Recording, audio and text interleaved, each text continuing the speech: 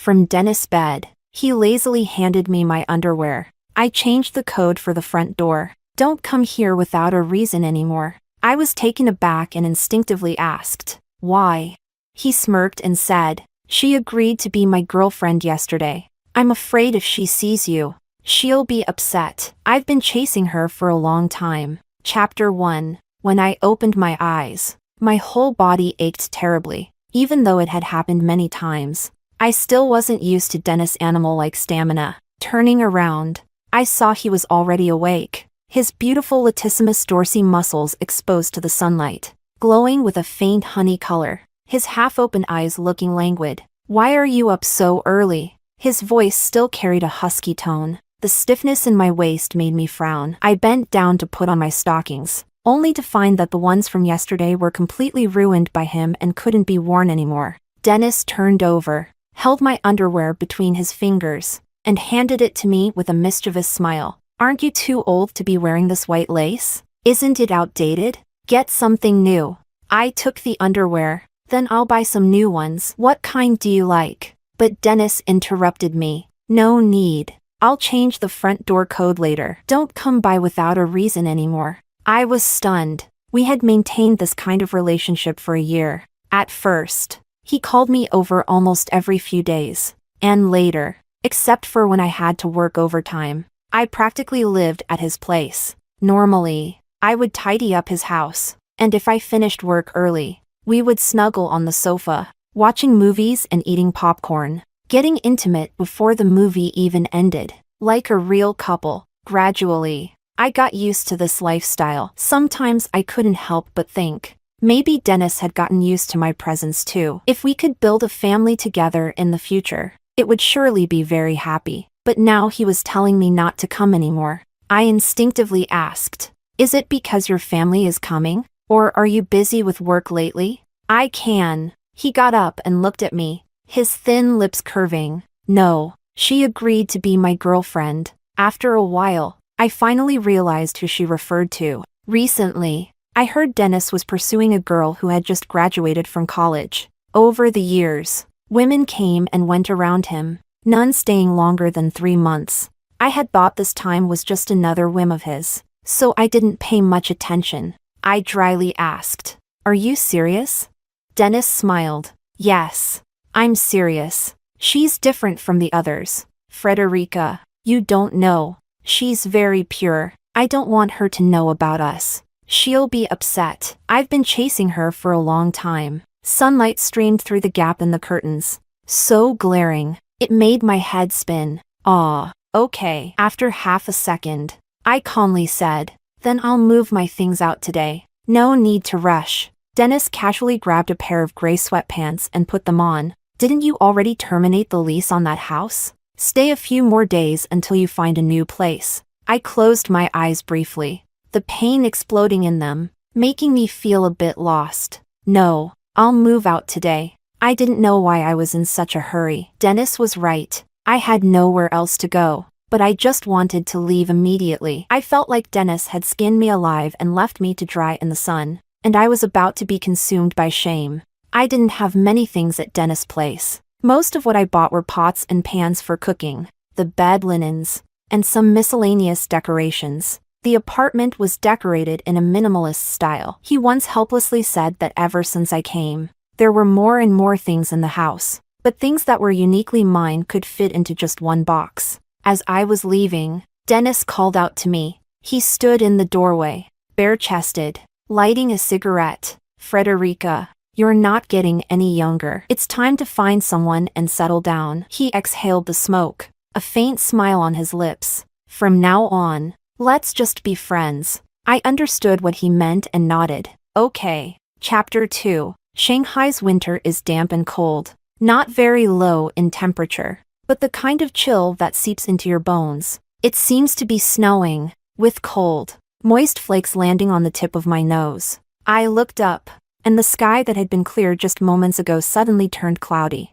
with countless tiny snowflakes falling with the wind. It had been several years since it last snowed in Shanghai. Ever since Dennis and I moved to this city, we hadn't seen snow. Suddenly, I thought of the snow back home, in the small coastal city in the north where I grew up. Once winter arrived, the humidity in the sea breeze would turn into large, fluffy snowflakes, falling all night long. By the next morning, the snow would reach your knees, covering everything in a blanket of white. It was so delightful, unlike the lingering southern snow that makes you feel melancholy. I placed my luggage aside and sat at the bus stop to call home. My mom answered quickly, her excitement tinged with a bit of caution. "Frida?"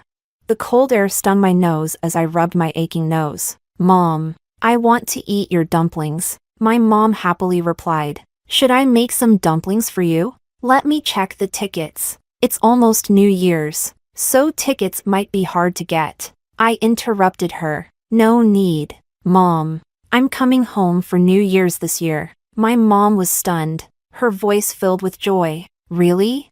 "Yes." I looked up. It seemed like snowflakes had gotten into my eyes. I blinked my slightly moist eyes and hoarsely said, "Mom, I'm planning to move back home." That afternoon, I handed in my resignation. My boss tried hard to persuade me to stay. "Is it about your salary? We can discuss it. The department manager is leaving next year. You're the most likely to get promoted. Leaving now would be such a pity." I smiled and shook my head. "Thank you, Ms. Wong, but I want to spend time with my parents. I never had big ambitions or dreams of becoming successful. Just wanted to live my life peacefully. I came to Shanghai because of Dennis. He wanted to develop his career here, so I followed him without hesitation. I thought if I stayed by his side long enough, he would eventually notice me. But it turns out, love is something you can't achieve through effort alone. On the way to the hotel, a bookstore by the street was playing a song. A woman was singing passionately. "Unconsciously loved to the point of not daring to take risks. Became your puppet for a year or two, only to see how pathetic I was. Loved to the point of compromise. But in the end, it's still unresolved, binding you to keep you from flying. History repeating itself makes me so tired." I quietly listened for a while. I first met Dennis when I was 17. Now I'm 28. I've compromised for Dennis all these years, and soon I'll be 30. This absurdity of 12 years should come to an end. Chapter 3. That night, I dreamt of Dennis from our youth. 17-year-old Dennis transferred to our small county town in his second year of high school, at a time when all the boys were still scruffy. He wore a black down jacket, his bangs falling across his forehead.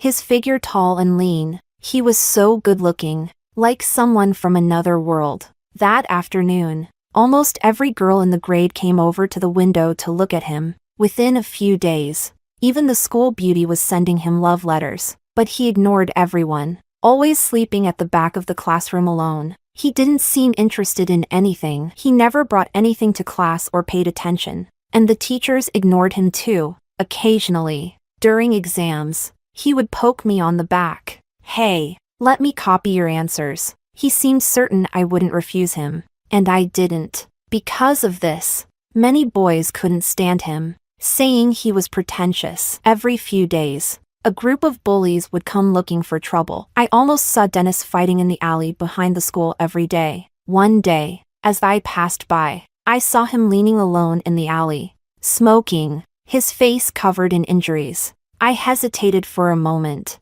stopped my bike, and pulled a band-aid from my pocket. Handing it to him. "Your face is bleeding." He glanced at me coldly. "Get lost." I thought he was really annoying at the time. Who did he think he was? I didn't even like him. After that, no matter how he poked me for answers, I ignored him. A month later, fewer girls came to see Dennis, but rumors about him increased in the class. Someone said that the down jacket Dennis wore only once was a brand we'd never heard of, costing over $30,000. Someone else said Dennis was an illegitimate child, and his mother was a mistress. He and his mother were discovered by his father's wife. His father abandoned them, and his mother, unable to survive in Shanghai, brought him back to their hometown. All the looks directed at Dennis, admiring, disdainful, curious, became subtly different. That night, on my way home from school, I found Dennis lying in that alley. He looked like he had just been in a fierce fight, his knuckles bloody, his handsome face covered in wounds, and blood flowing from his forehead. I didn't want to care about him, but seeing him lying there with his eyes closed in the snow kept falling, almost half burying him, his face devoid of any color. I was afraid he might really be dead, so I cautiously walked over and nudged him. "Dennis, are you okay?" He didn't respond, and I started to panic, pulling out my phone. "I'm calling 911. Only then did Dennis open his eyes slightly, frowning. "Why is it you again?"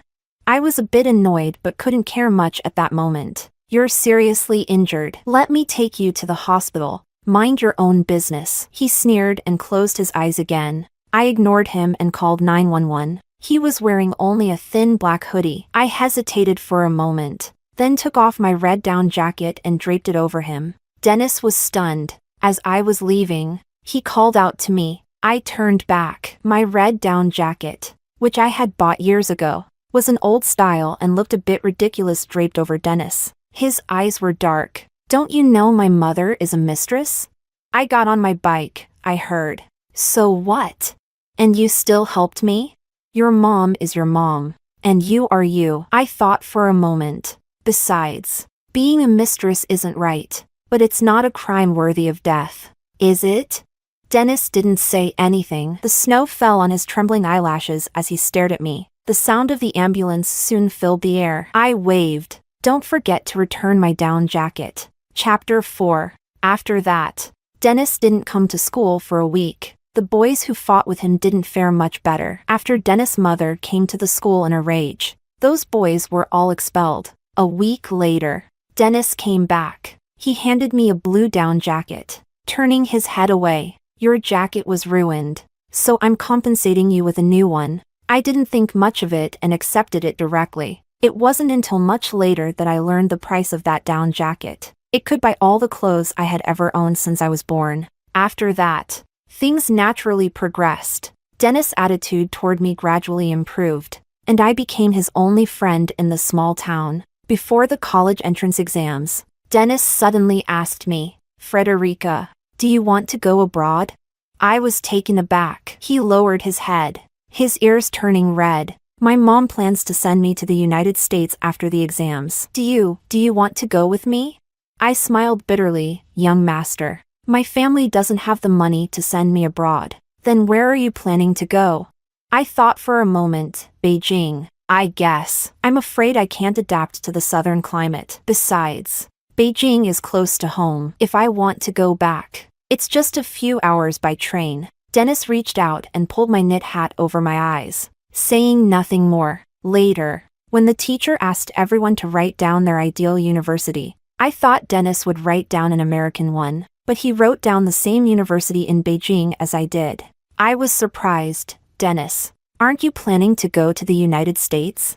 He lay on the desk, mumbling. "I suddenly feel that America isn't that great. Beijing is good too." But 3 days before the college entrance exams, Dennis tore up that piece of paper. I asked him why, but he remained silent. That night, I found out that Dennis' father's wife and son had both died in the same car accident.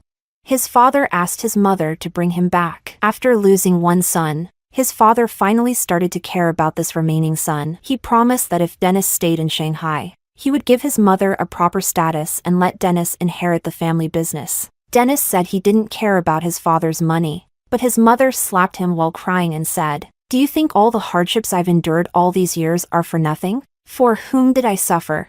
As long as your father marries me, I will no longer be a mistress, and no one will ever call you the son of a mistress again." The cicadas chirping in the summer was so loud it made my head buzz. Under the shade of the birch tree, Dennis looked down, avoiding my gaze. "I'm sorry, Frederica. I can't go to Beijing with you." His voice was hoarse from crying, his eyes red. I thought for a moment and stood on tiptoe to tap his head. "It's okay, then I'll go to Shanghai with you." Chapter 5. When I opened my eyes, it was already morning. I probably caught a cold from being out in the snow yesterday. My head hurt a bit. However, my friend's birthday is tonight, and I already bought a gift, so I have to go. I picked up my phone, and Dennis's message was the first one. He sent a picture of Snoopy pajamas. "You forgot your pajamas. Come get them tonight." Those were the couple pajamas I had secretly bought. One for him and one for me. Whenever he wore them, I would feel a fleeting, false sense of happiness, like he belonged to me for just a second. But looking back now, it's pitifully ridiculous. I replied with a few words. Throw them away. I don't need them. He didn't reply again. I turned over, covering my eyes with my arm. After arriving in Shanghai, a lot happened to Dennis. I found out that his mother wasn't actually a mistress. She had been with his father first, and she truly loved him when she gave birth to Dennis. But later, his father married a woman with a similar social standing, abandoning Dennis and his mother. After marrying Dennis's mother, his father still indulged in affairs, even wanting to have more sons. His mother had a tough time, constantly arguing with his father, and eventually, she became severely depressed and committed suicide by jumping off a building. After that, his father seemed to suddenly repent and never sought out other women again. But the rift between father and son was irreparable. Dennis never returned home after that. He started drinking heavily, racing cars, and smoking a lot. He became like other rich second-generation kids, partying every night. Once, he was indifferent to all girls, but now he was a seasoned player in the dating scene. The clean and pure Dennis seemed to have become an illusion, just a dream from my memories. Chapter 6. That night, at a friend's gathering, I met Dennis's new girlfriend for the first time. She was a fair-skinned girl wearing a camel coat. Her chestnut-colored long curls were wrapped in a cashmere scarf, and when she smiled, her eyes curved gently, giving her a serene look. Not stunningly beautiful, but very pure. Dennis was right. She was really different from his previous girlfriends. You must be Miss Frederica? She bounced over and held my hand, smiling. Denny often talks about you. He's such a liar, saying you're not good-looking. But you're so beautiful. Being a woman, I could easily see the hostility in her eyes. It seems that women's sixth sense is really accurate. She must have known that my relationship with Dennis wasn't ordinary. I was about to speak when Dennis interrupted me. He was holding her hand. This is Griselda, your sister-in-law. Others started to tease. This is the first girlfriend brother Dennis has brought out. It seems this time she's the real one. Sister-in-law is really amazing. Over the years, many girls have liked brother Dennis, but no one has ever been able to win him over. When are you getting married? I'll give a big red envelope.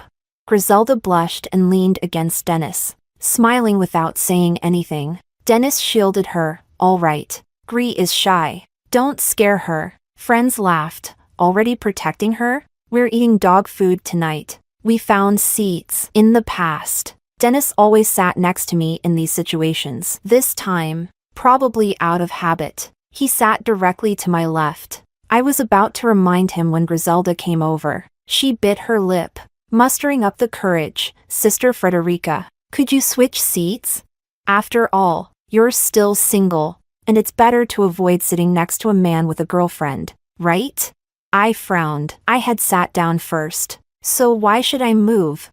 Dennis pushed me lightly. Don't upset your sister-in-law, Frederica. Just switch seats. I glanced at him and got up to move to the opposite side. The evening was lively, with countless bottles of wine opened. During the meal, Griselda nudged Dennis. Denny, I want some of that fish. Dennis instinctively said, aren't you allergic to fish? Griselda fell silent, and my chopsticks froze. After a while, Griselda, looking a bit annoyed, said, Denny, I'm not allergic to fish. Dennis paused. Really? Maybe I remembered wrong. Griselda stared at him. Who is allergic to fish?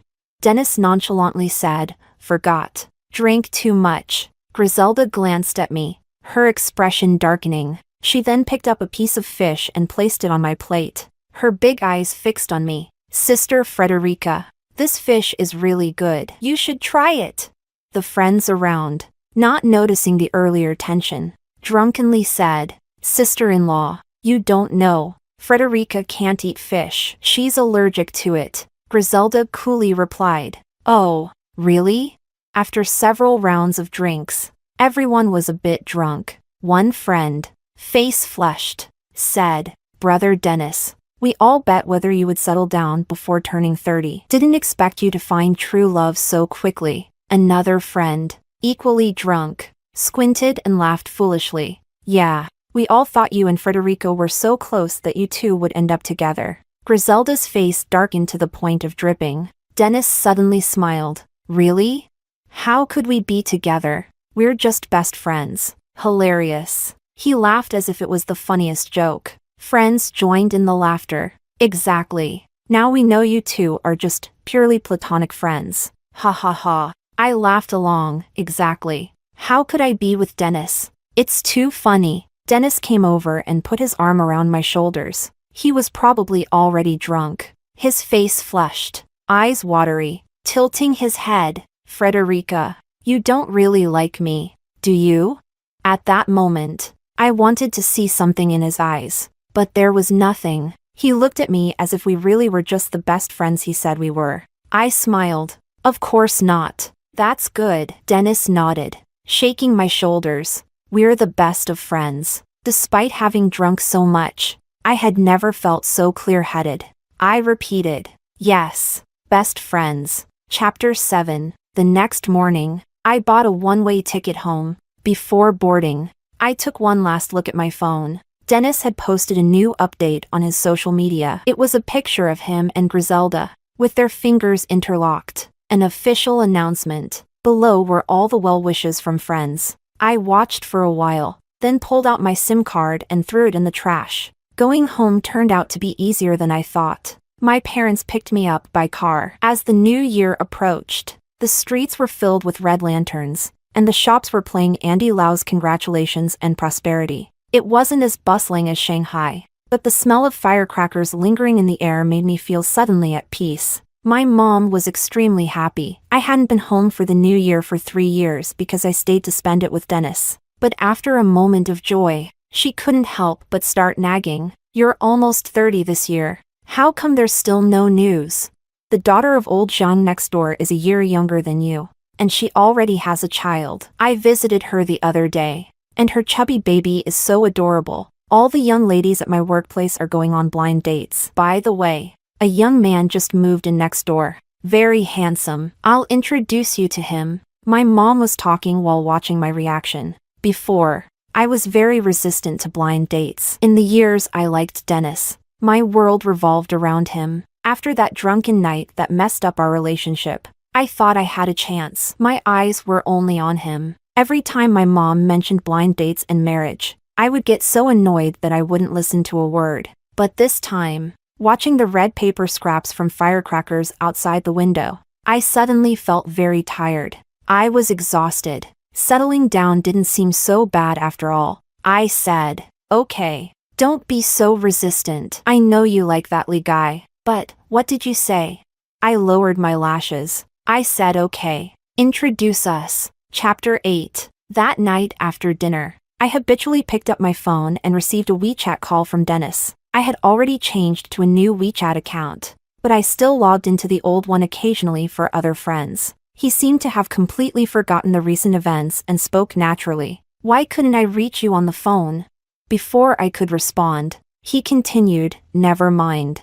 I've prepared everything for the new year. Is there anything else you want? I'll have my assistant get it. I suddenly remembered the year Dennis's mother passed away. That year, I went back home for the new year. On New Year's Eve, I called Dennis via video to wish him a happy new year. It took a long time for him to answer, and the screen was pitch black, except for a dim orange light slowly fading. Dennis's voice was hoarse. What's up? As the screen adjusted, I saw Dennis sitting alone on the balcony, surrounded by scattered bottles and cigarette butts. Outside, there were bright fireworks and festive lights, but all the cheer seemed unrelated to him. He sat there, watching others' happiness alone, smoking in the dark. At that moment, I felt a deep ache for him. My eyes stung, but I forced a smile. Just wanted to wish you a happy new year in advance. Got any red envelopes for me? He seemed to chuckle softly, and then I heard the notification of a money transfer. He transferred 100,000 to me. I was stunned, and after a long pause, Dennis suddenly said in a low voice, Frederica, come back soon. I'm very... His words were carried away by the wind. I couldn't hear the last part. I didn't know if he meant he was very lonely or he missed me a lot. I couldn't care about anything else. Hurriedly telling my parents that there was an urgent matter at work, and I bought the earliest flight back to Shanghai. At 3 a.m., Shanghai was still lively, with lights and bustling traffic. But Dennis's house was completely dark. I panted as I climbed the stairs and banged on the door. "Dennis, open up!" I thought Dennis had already fallen asleep, but he came to the door quickly, staring at me in surprise. He stood there, dumbfounded. "Why are you back?" I smiled. My eyes curved. "I came to spend New Year's with you." Dennis didn't say anything, just kept staring at me. Just when I was feeling awkward from his gaze, he suddenly hugged me tightly, so tightly, as if he wanted to merge me into his body. Since then, I had always spent New Year's with Dennis before going home. It seemed to have become an unspoken habit between us. I just didn't expect that this year, even with Griselda by his side, he would still ask me to spend New Year's together. I glanced out the window and said softly, "I went back home." Dennis was stunned. He seemed surprised by my words. And after a moment, he said, "Oh," trying to act natural. "Yeah, it's been years since you spent New Year's at home. It's good to visit." "Yeah." I held my phone. There was a silence on both ends of the call, and I vaguely heard Griselda's voice. "Denny, come here. How do you adjust this hot water?" "Coming," Dennis replied. "Okay. I'm hanging up," I said, pressing my lips together. "Okay." Dennis's voice was emotionless. I took the phone from my ear and pressed the end call button. The screen went dark. Chapter 9. I thought I wouldn't be able to sleep, but to my surprise, I fell asleep as soon as my head hit the pillow. When I woke up, it was already past 2 a.m. I woke up thirsty. The northern winter is dry and cold, and I wasn't quite used to it yet. I went downstairs to get a glass of water, but just as I was about to go back upstairs, I suddenly heard a faint noise coming from the bathroom. Someone had broken into the house. My whole body tensed up, and my hair stood on end. My heart skipped a beat, and I held my breath. After a moment, I tentatively stepped barefoot on the ground. My phone was upstairs. I needed to go up and call the police, but just as I was about to reach the stairs next to the bathroom door suddenly opened. The fear made my scalp tingle, and without thinking, I grabbed an umbrella and started hitting the person who came out. That person grabbed the umbrella and, just as I was about to scream, pulled me over and covered my mouth. It took me a moment to realize that the intruder wasn't wearing any clothes. My bare back, exposed by my camisole, was pressed directly against his bare chest, which smelled faintly of verbena mixed with steam. Damn. Not only did this intruder break into our house, but he also wasn't wearing any clothes. Fearing he would suffocate me, I turned my head and bit his forearm, struggling desperately. However, the man was too strong, holding me tightly. When I realized I couldn't break free, I gave up. I was terrified and angry, afraid that since he realized I had seen him, he would kill me to silence me. Besides, my parents were upstairs, with tears in my eyes. Trembling, I pleaded, "Please don't kill me." In the cabinet next to the window, there's some of my dad's hidden money, about 2,000. If it's not enough, I can transfer you money via WeChat, but I don't have much, only a few thousand. Let me go, and we can pretend this never happened. I don't want to die. Please don't kill me. I heard a soft laugh near my ear, and suddenly, the living room light was turned on. Adjusting to the bright light, I saw a young man standing in front of me, naked from the waist up. Small water droplets ran down his beautiful, defined muscles to his waist, and then dripped onto the floor. He was very tall, a head taller than me, probably around 188 meters. Standing in front of him, I looked like a quail. I stared at him for a moment, my voice a mix of emotions. "Brother, with a face like that, you could make a few thousand a night in the city. Why would you stoop to robbing my house? We're very poor." The man's rosy lips curved into a smile, and I realized his voice was also very pleasant. "You must be Aunt Lee's daughter, right? I'm the tenant next door. The water heater broke, and Aunt Lee let me come here to shower. Sorry if I scared you." I was momentarily confused, then remembered my mom mentioning on the way that the house next door had been rented out. We bought 2 small houses by the sea. Although houses in the small town weren't worth much, the view was beautiful. The balcony faced directly to the sea. And in recent years, as tourism developed, some people started renting the house. Embarrassed, I wished I could find a hole to hide in. My face red as I said, "Sorry." The man waved his hand, "It's my fault." I was also startled. Ouch. His forearm had a round bite mark, already starting to bleed. I felt terribly guilty. "I'm really sorry. I'll get some iodine to disinfect it." Before coming back, I never imagined I would spend my first night home sitting on the sofa with a stranger, almost head to head. I pressed a cotton ball to his wound and found out his name was Raymond, a painter here for inspiration. "It looks pretty deep," I said, frowning at his wound. "Do you need a tetanus shot?"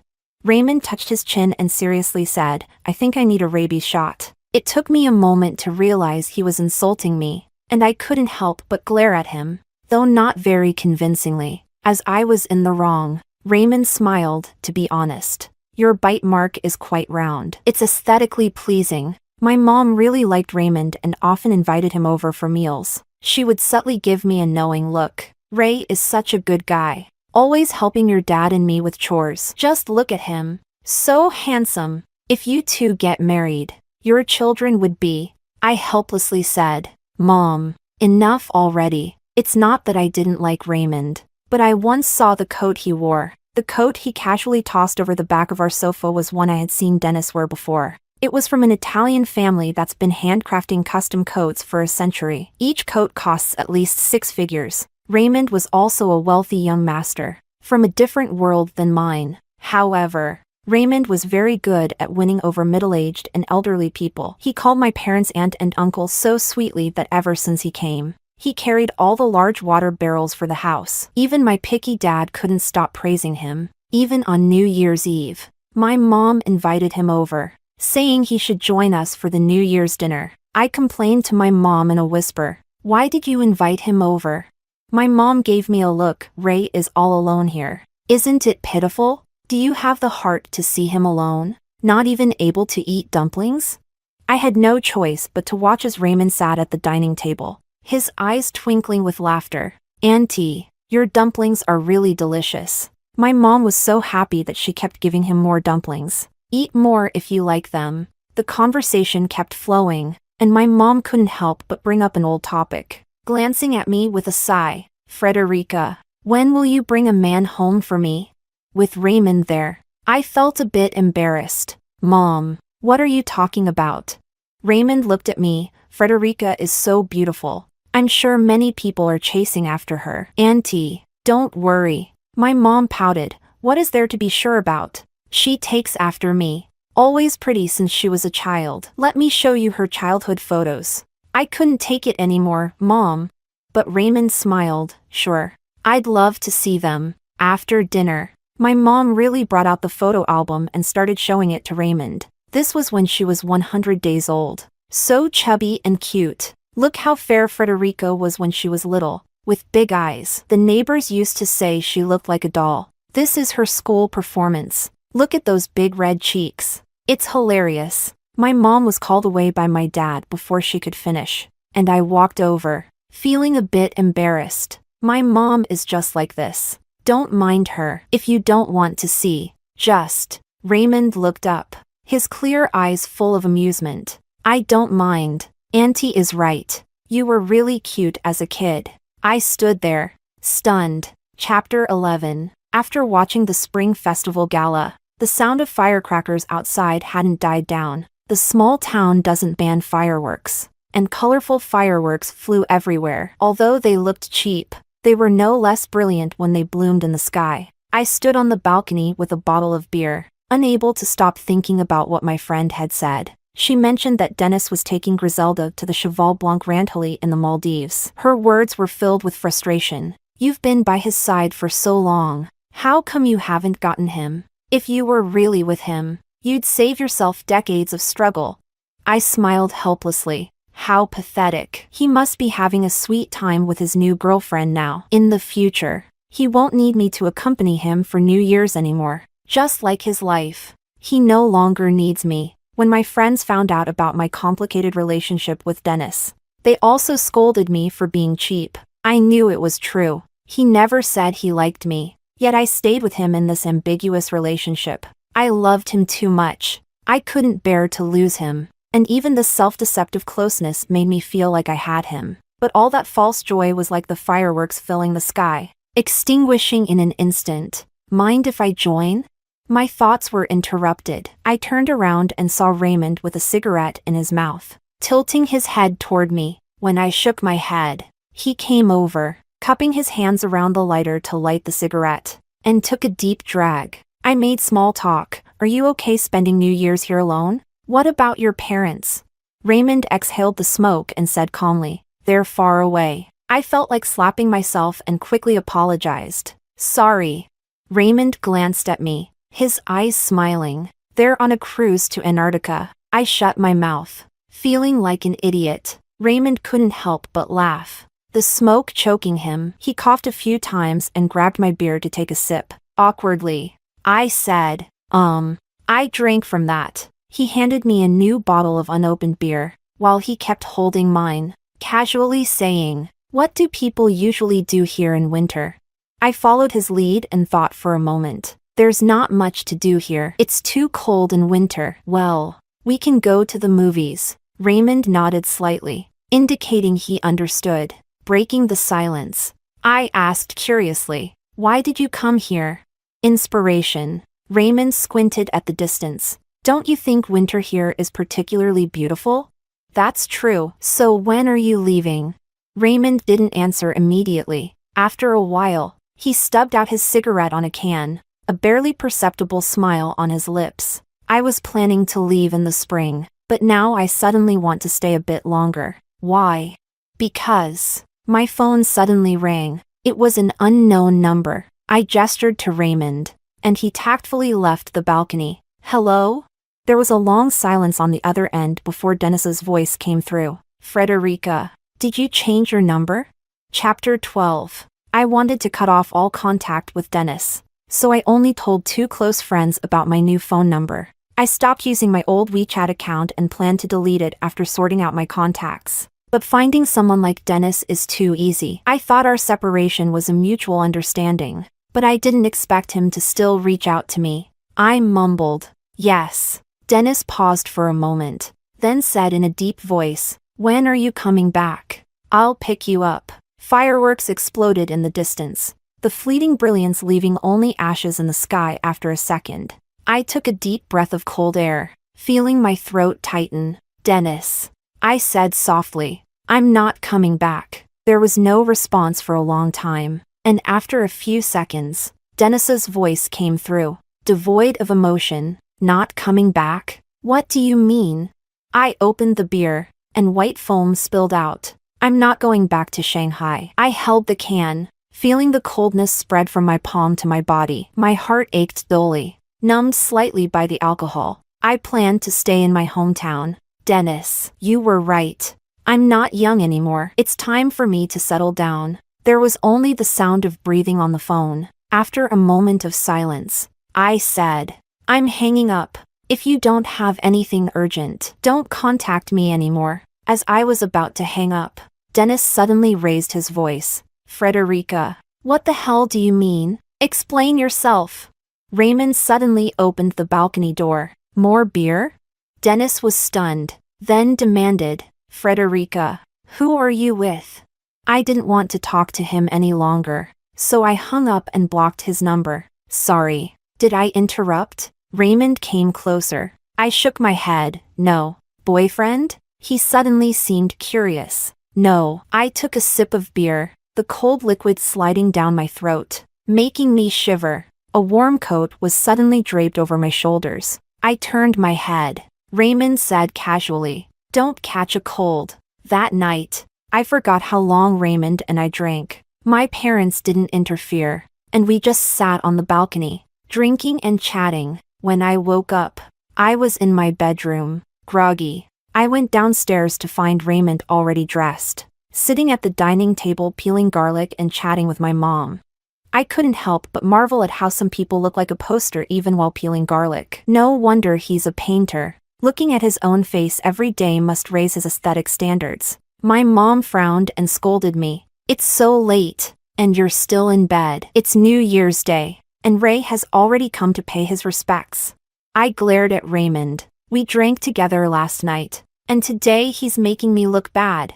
My mom noticed the bite mark on Raymond's forearm and exclaimed, "Oh my, what bit you? Such a big bite mark."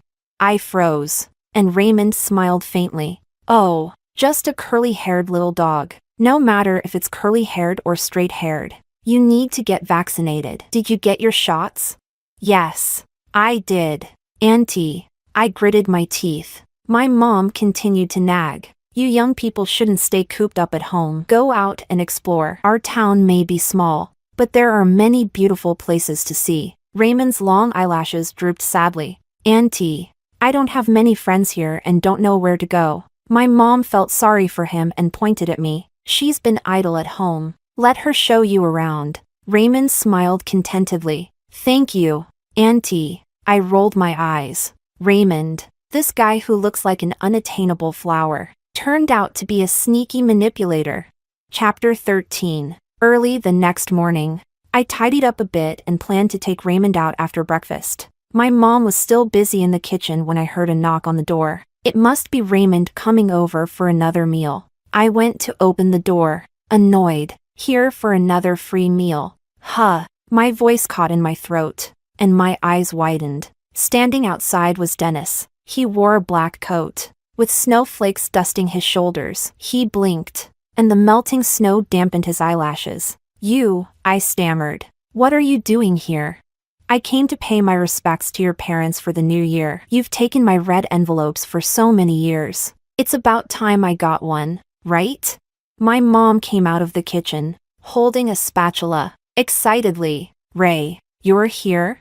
Auntie made your favorite meat buns." She looked at Dennis, stunned. Dennis nodded to my mom. "Happy New Year, Auntie. I'm Dennis, Frederica's friend." He placed the large bags he was carrying in the living room, politely saying, "Sorry for the sudden visit. I hope you don't mind, Uncle and Auntie." I glanced at the bags. Various expensive supplements and an Hermes bag. Even if my parents emptied their wallets, they couldn't give a red envelope worth that much. My mom awkwardly put down the spatula. "Oh, no, we don't mind." "Well," she racked her brain for a topic. "Denny, have you eaten? If not, join us." I thought Dennis would refuse. After all, someone like him wouldn't usually sit down to a meal in our home. But Dennis nodded, obediently saying, "I haven't eaten yet. Thank you, Auntie." I stared at him, thinking he must be out of his mind. My parents were polite but somewhat distant toward Dennis's arrival.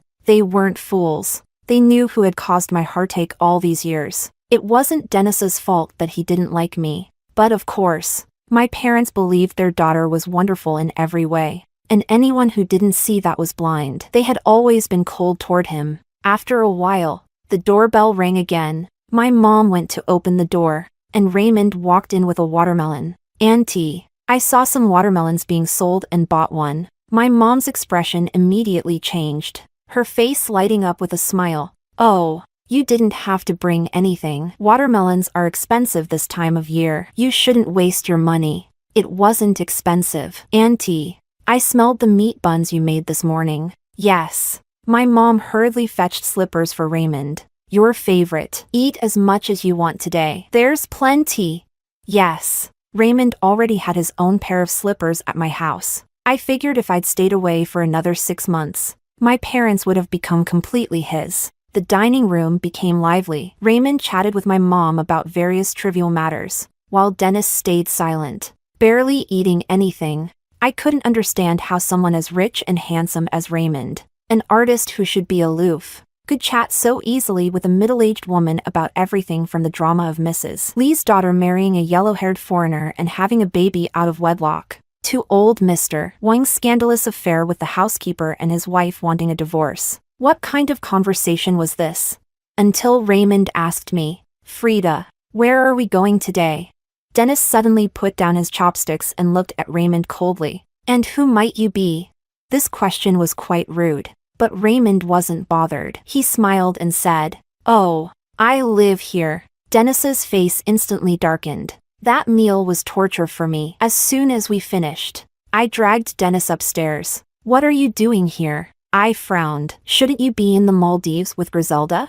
Dennis turned his head slightly. I suddenly didn't want to go. He seemed to get angry as he asked me, "Frederica, why did you suddenly return home? Is it because you don't have enough money in Shanghai? No house, no car? I'll give you money. I have houses and cars. Come back, and I'll give them all to you." I looked at Dennis's face. His sharp, arrogant features should have made him seem harsh. Yet, with that face, even harshness became an air of lofty elegance. After all these years, he hadn't changed much. I pressed my lips and smiled bitterly. "Dennis, why would I come back?"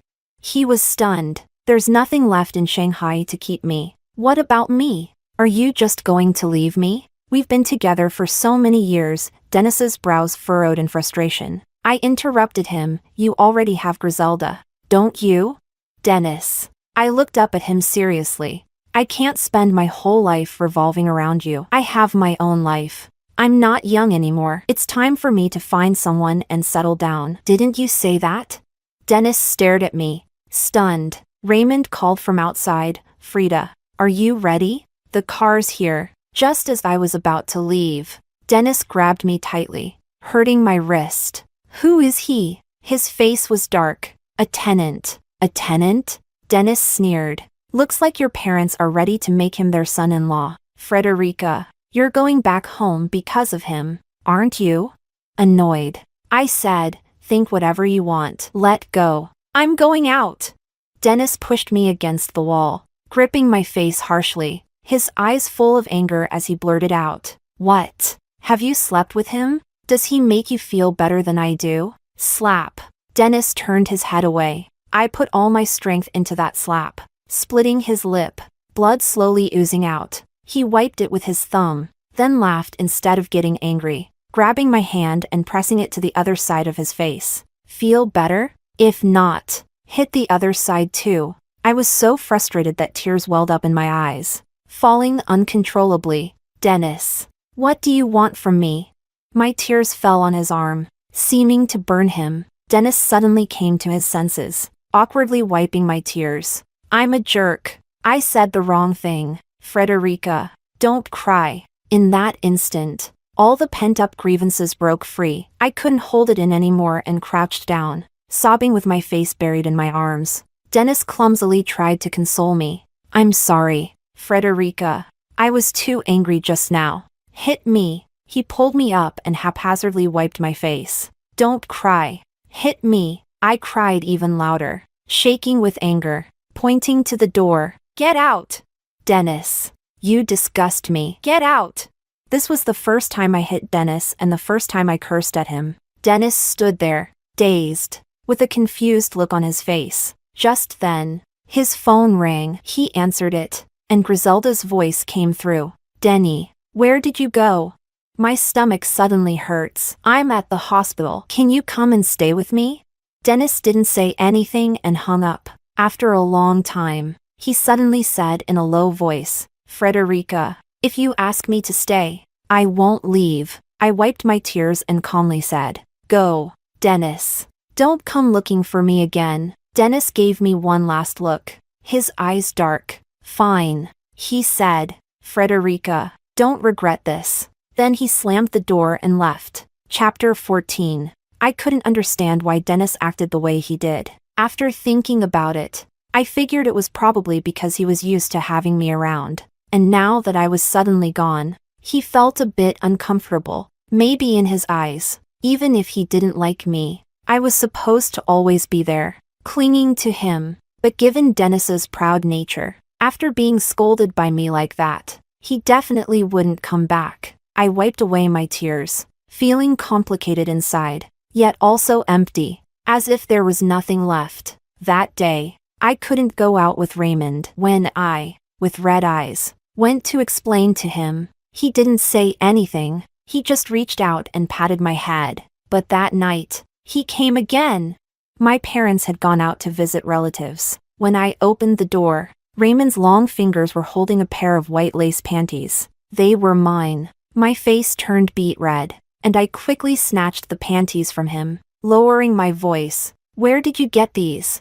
Raymond looked innocent. "They blew over from your balcony. I was in the yard gathering inspiration, and they landed on my head." My face felt like it was on fire, and I stammered, not knowing what to say. Raymond just kept smiling, looking at the panties in my hand. That smile was so infuriating that I couldn't even bring myself to thank him. "What are you laughing at?" I glared at him fiercely. "Are you going to say it's childish to wear white lace at my age?"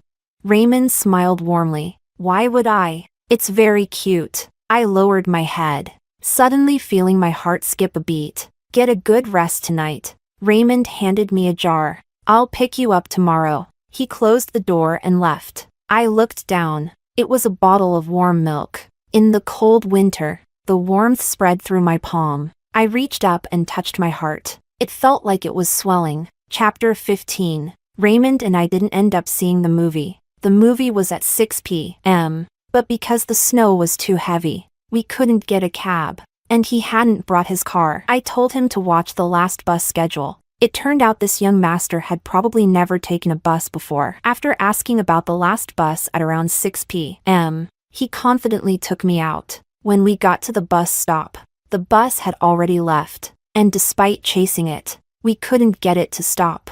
I was furious. The 80 movie tickets were wasted just like that, with no other options, and my makeup already done. We decided to take a walk by the sea. The winter beach was beautiful. The whole world seemed to have a light blue filter added, making everything look cold. The streets were covered in white, with blue signposts sticking out of the snow. Occasionally, we saw couples wrapped up tightly, laughing and talking together. The headlights of the cars on the narrow streets turned the falling snowflakes into a warm yellow. Raymond and I walked on the beach, chatting intermittently. These days, I had looked him up and found out that Raymond was actually a famous genius painter in the industry, with each painting worth at least 6 figures. One of his paintings had even sold for over $3 million at an auction in Hong Kong. "What have you been painting recently? I haven't seen you paint." Raymond looked down at me. "Not telling you." "Fine. Don't tell me." "Do you think I care? You're so pretentious." I rolled my eyes. The cold, damp sea breeze drilled into my bones. After spending so many years in the South, I wasn't used to such cold weather anymore. I rubbed my hands together and breathed into them. Raymond said teasingly, "I told you to dress warmer, but you only cared about looking good. Cold now, aren't you?" I glared at him. A normal man would take off his coat for a woman. "Are you even a man?"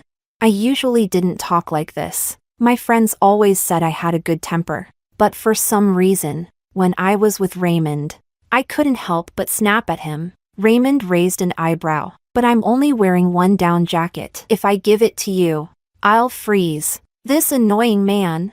I used to think he was considerate, but now I see I was wrong. Annoyed, I stormed ahead. If he wouldn't give me his coat, fine, I'd just warm up by walking.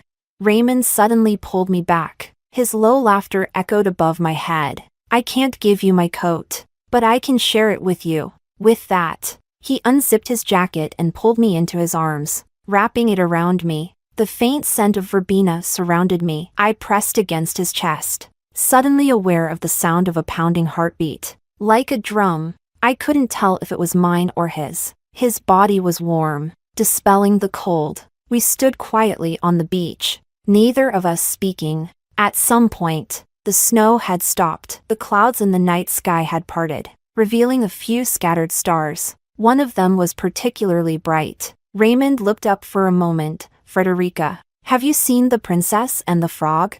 My mind went blank. "What?" "There's a firefly in it that's always in love with a star." He named the star Evangeline. I nodded dumbly. "Yeah, and then?" The waves on the shore had frozen, creating a smooth, white surface. The incoming waves piled snow on top of it. "Frederica."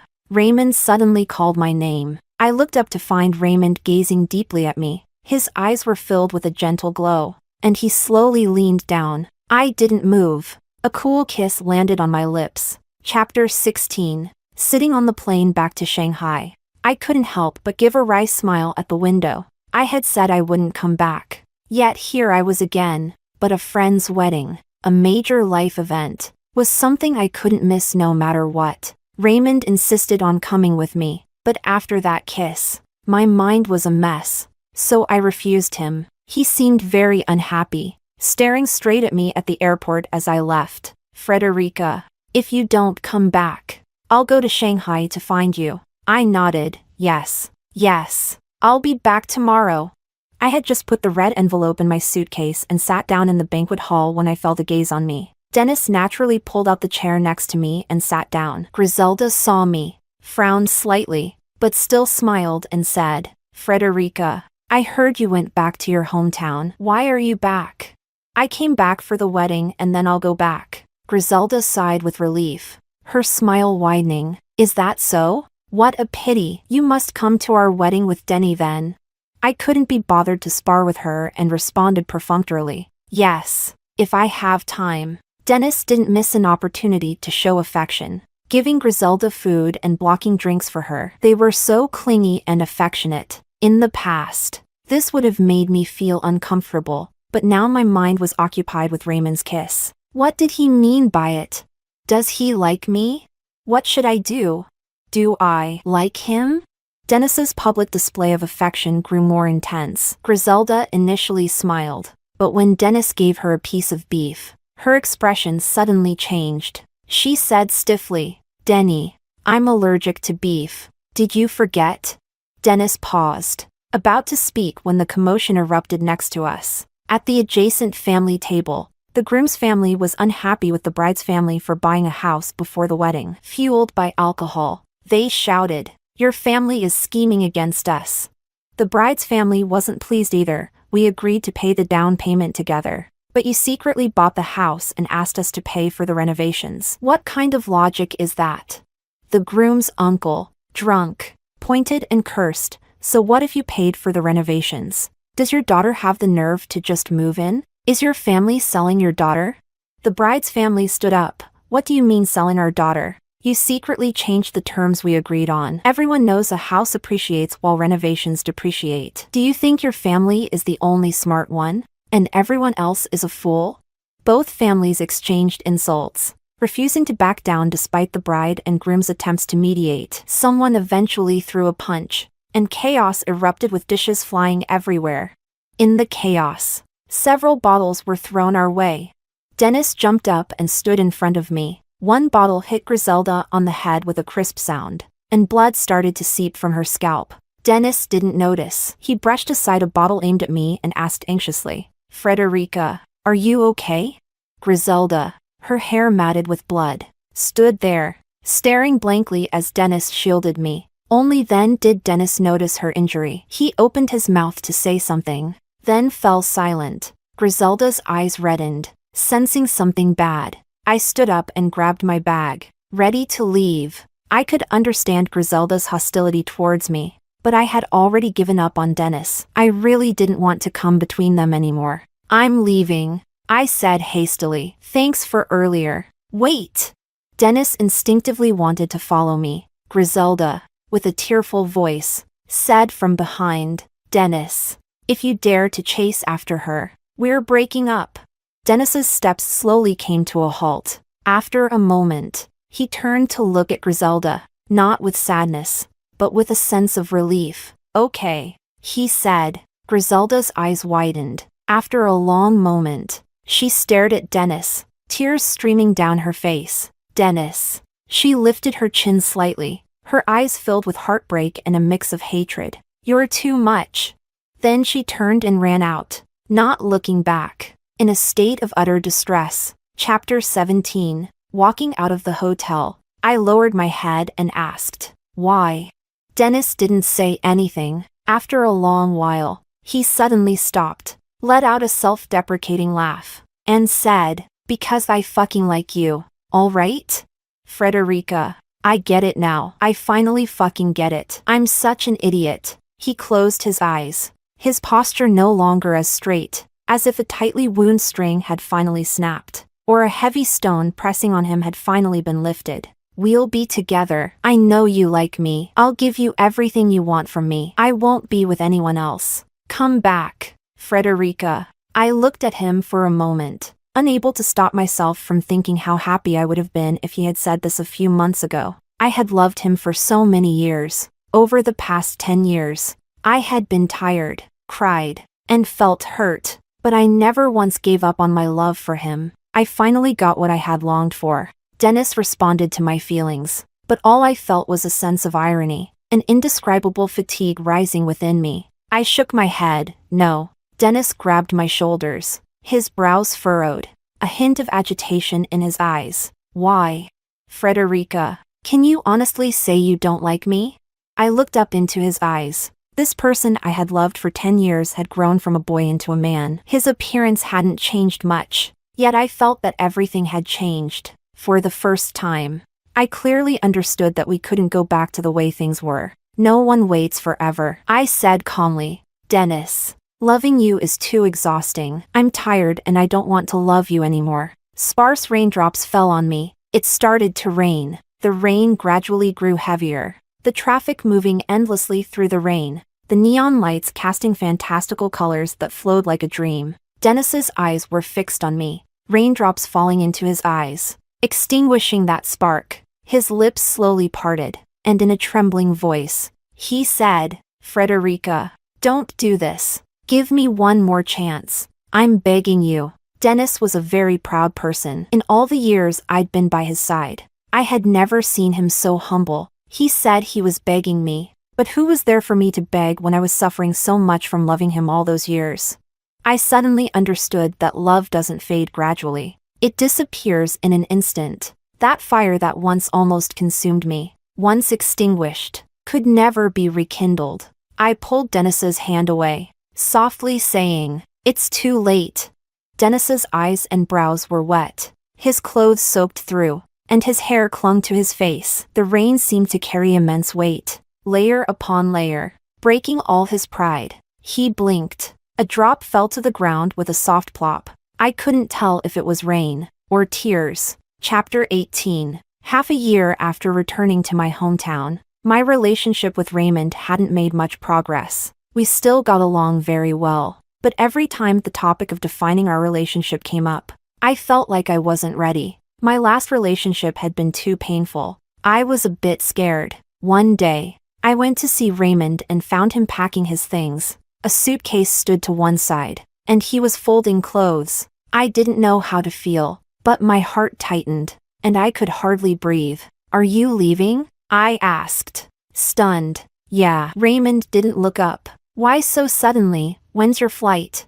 At 2 p.m. I'll be leaving soon. I stood there, feeling stiff, and said, Oh, I see. The room fell silent. I should say something, but nothing came out. After a long while, I forced a smile and said, Well, that's fine. The snow here is beautiful, but there's not much to see in summer. Raymond glanced up at me. Don't you have anything else to say? My forced smile must have looked terrible. Have a safe trip. What else? I couldn't hold back the sourness in my nose and looked down to hide it. Nothing else. Raymond smirked. Oh, are you going to cry? My eyes were welling up, and he bent down to look up at me, teasingly. Crying? Really crying? This guy is crazy. Now I really couldn't cry. I angrily pushed him. Are you insane? Raymond laughed, his eyes dancing with mischief. I know you'll miss me. I'll be back the day after tomorrow morning. Don't forget to pick me up. I was shocked. Huh? You're coming back? Of course. He rolled his eyes at me, wiping a tear from my eye with one hand. I paid a year's rent. I blurted out. What about after the year? Raymond rubbed his chin thoughtfully. After a year, I guess our mom won't charge her son-in-law rent. My face turned red, and I reached out to hit him. Who's your son-in-law?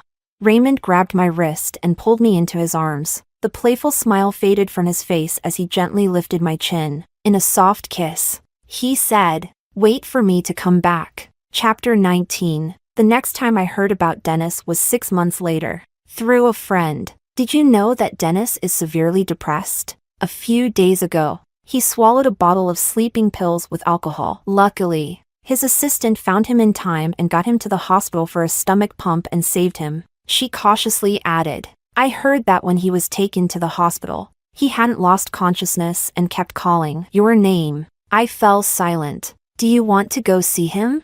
After hesitating for a while, I still refused. Our lives should have diverged long ago, whether he's doing well or not. I don't want any further connection with him, but I didn't expect Dennis to come looking for me. The snow in the north started early. It was only December, and the sky was already filled with swirling snowflakes. The small town was quiet, and the snow fell silently. Raymond and I were returning home from the supermarket when we saw a dark figure standing by the streetlight downstairs, covered in a thick layer of snow. Dennis stood there quietly, his eyes filled with desolation. Frederica. His voice trembled slightly in the snow. I nudged Raymond. You go up first. I'll come up in a bit. Raymond frowned but reluctantly said, 5 minutes. Just 5 minutes. After he left, Dennis walked up to me. We hadn't seen each other in almost a year. He looked thinner, and the sharpness in his eyes had dulled. Do you need something? I asked him.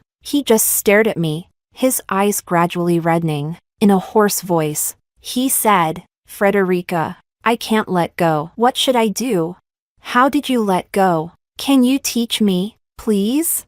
I calmly replied, when it hurts enough, you let go. Dennis looked dazed, bending slightly as if my words had stabbed him deeply. We just missed our chance, he said, his eyes turning red. If I had realized earlier, maybe we could've. No. I shook my head with a bitter smile. Dennis, it was never about missing our chance. As long as I didn't leave, you would never think of me. We were destined to have no outcome. Dennis's lips moved. He seemed to want to say something but couldn't. Tears, or perhaps melted snow, fell from his eyes. I took his hand and sighed when I saw the fresh scars on his wrist. Dennis, I used to think that if I couldn't have the person I loved, it would be the end of the world. But now I understand that in this world, no one is indispensable. You'll let go eventually. I checked my watch. 5 minutes were almost up.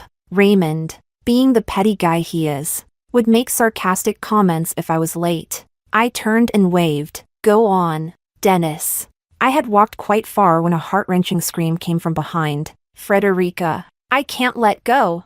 I can't let go for the rest of my life. I kept walking. Hey Frederica, I can't let go. As I was taking off my shoes, Raymond leaned against the wall, mimicking Dennis's voice, casting me sideways glances. I pretended nothing happened. My mom wants us to go have dumplings later. Are you coming? He immediately forgot about the previous scene. Yes. Chapter 20. The news about the genius painter Raymond holding an art exhibition went viral. My friend was over the moon with excitement and called me. Please, please. You know Raymond, right? Help me get a ticket. I'm a huge fan. I went to Raymond, but he only gave me 1 ticket. No extras. Just for you. So arrogant.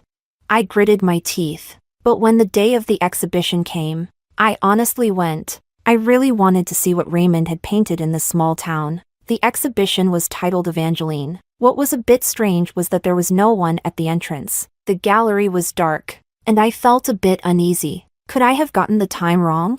The next second, all the lights came on simultaneously.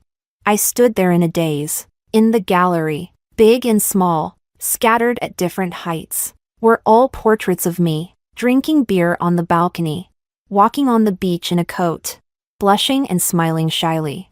I never knew Raymond had painted so many portraits of me. I also didn't know how he remembered them all. The expressions vividly lifelike, and the gentle brushstrokes overflowing with love. Every scene since we met had been captured by his brush. I walked down the corridor, and at the end, there was a final oil painting, depicting 2 stars nestled together in a serene night sky, emitting a soft glow. My eyes couldn't help but fill with tears as I looked at the person who emerged from behind the painting. Raymond smiled. Frederica, will you be my Evangeline? My eyes reddened, but I couldn't help but smile. I started to run and jumped into his arms. Yes. Dennis's perspective, epilogue. A friend once asked me what I liked about Griselda. I said she was pure, quiet, and seemed safe. Yet, another person's image surfaced in my mind. I brushed it away. Frederica was just a friend, and could only be a friend. I never thought Frederica would leave. She had been with me for 12 years. How many 12 years does a person get in life? From her birth until now, almost half her life had been spent with me. We couldn't be without each other. I didn't think she would really go. She said she was going back to her hometown and wouldn't return. I found it absurd. If she didn't come back, what would I do? After hanging up, I went out to the balcony to smoke. Fine, let her go. She was just a friend. I had plenty of friends, but I couldn't stop the panic rising inside me, and I couldn't light my cigarette for a long time. I felt like I had to go find her. I had to ask her why she wasn't coming back. I was here. Where could she possibly go? But the moment I saw her, I suddenly understood she was serious this time. I finally panicked, seeing another man by her side. I was furious. I had never been so angry, and I lashed out, earning a slap from her. She told me to get lost, and I did. When I got back, I rummaged through my wardrobe and found the Snoopy pajamas. I knew she had bought the matching set, and I didn't say anything at the time. I even wore them a few times. Every time she saw me wearing them, she would be overjoyed, secretly smiling behind my back and taking pictures. When she left, she told me to throw the pajamas away. I don't know why I didn't. Instead, I put them away in my wardrobe. I took out the pajamas and stared at them blankly. I slowly realized that I had liked Frederica for a long time. In fact, I was the one more dependent on her. But subconsciously, I felt that I shouldn't like her. I still remember what my mother told me before she died. Don't love someone too much, because love can kill. Love killed her. She spent her entire life on a man, and in the end, she lost her life for it. I understand now that love can fade. Love is unreliable. No matter how much two people love each other,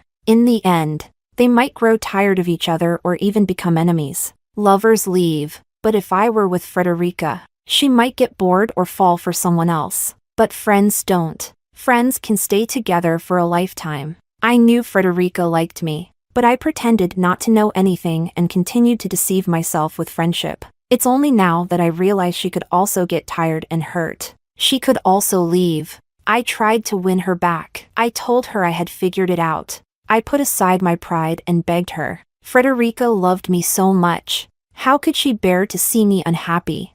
But she just smiled at me calmly. It's too late, she said. I knew then that I had no chance. The love in Frederica's eyes had vanished. But it's nothing, right?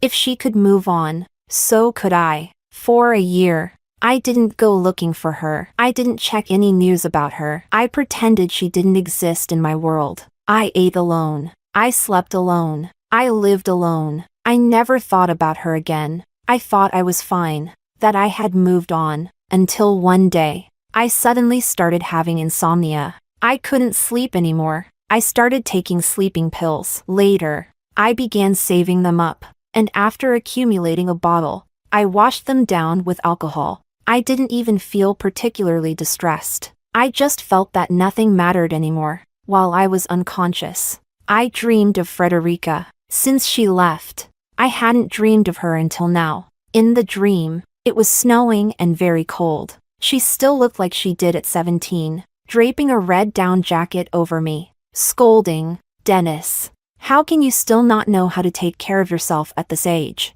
My tears fell instantly, and I gripped her hand tightly. But Frederica slowly pulled her hand away. She began to grow up again, turning into an adult. Her smile looked a bit tired as she said to me, "Dennis, I'm leaving. You need to take good care of yourself from now on." I cried, begging her not to go, but she just slowly pried my hand away and turned to leave. A suffocating pain filled my chest, as if she had taken my heart away with her. I finally understood that I had never moved on. I never will.